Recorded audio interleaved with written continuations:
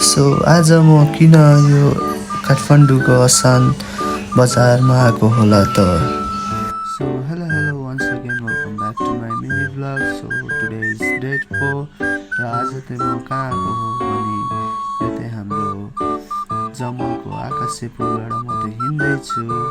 म चाहिँ आकाशेपुरबाट तल झरेर म चाहिँ यो टुरीखेल आइपुगिसक्यो र यहाँ तपाईँहरूले देख्न सक्नुहुन्छ यहाँ हाम्रो टुरीखेलमा चाहिँ टेम्पो पार्क छ र एउटा हाम्रो यो मन्दिर पनि छ।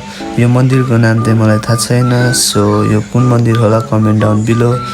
जे होस् यहाँ चाहिँ पूजाहरू गर्न आउनुहुन्छ र मन्दिरको यतापट्टि साइडमा चाहिँ हाम्रो यो ठुलो यो टुरीखेलको आर्मी ब्यारेक देख्न सक्नुहुन्छ। अहिले चाहिँ फुलहरू चाहिँ बवाल देखिरहेको छ र म यहाँबाट चाहिँ हिँड्दैछु। कहाँ जाँदै होला भनेर तपाईँहरूलाई एकछिनपछि थाहा हुनेछ।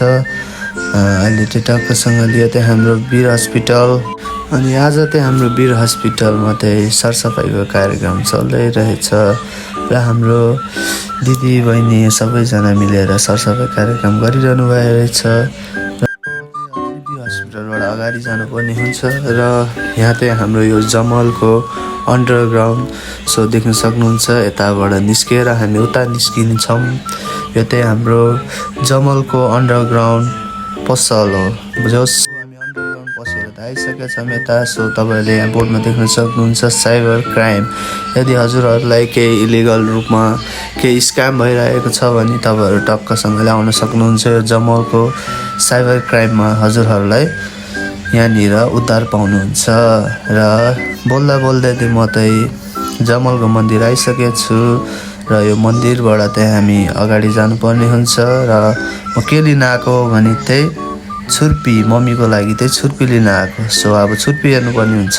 अनि अब यहाँ आइपुगिसकेपछि दिदीले टक्कसँगले छुर्पी देखाउनु भयो कुन खालको छुर्पी लाने भनेर र मैले एकछिन फोन गरेर मम्मीलाई सोधेँ र मम्मीले भन्नुभयो एकदम मिठो र राम्रो छुर्पी लिएर आऊ भनेर। अनि त्यसैले मैले दिदीलाई सोधेँ कुन मिठो हुन्छ र कुन राम्रो हुन्छ।